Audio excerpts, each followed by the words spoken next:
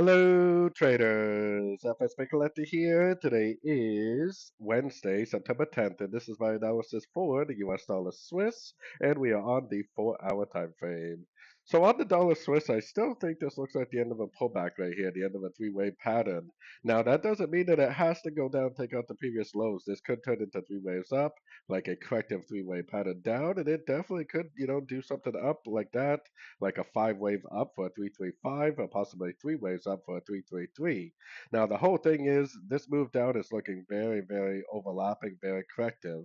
So if we do get a fib bounce, if we do get a breaker structure to the upside at a fib level, I would definitely go back to being a buyer.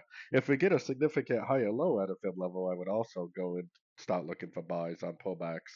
Going down to the 1 hour time frame, yes, we have been drifting up since yesterday, but we do not have a breaker structure yet. We definitely do not have a significant higher low yet. So for me personally, there's no reason to say that this is over. This possibly could end up making a lower high, just go down and make new lower lows.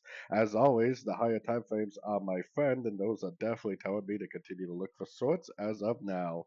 We have CPI inflation data coming out tomorrow, and that definitely could cause a turn in the market, could definitely cause the end of a trend or the end of a crescent and a possible push to the upside. So anyways, don't forget to check out my website linked over here in the corner. And as always, thank you for watching and happy trading.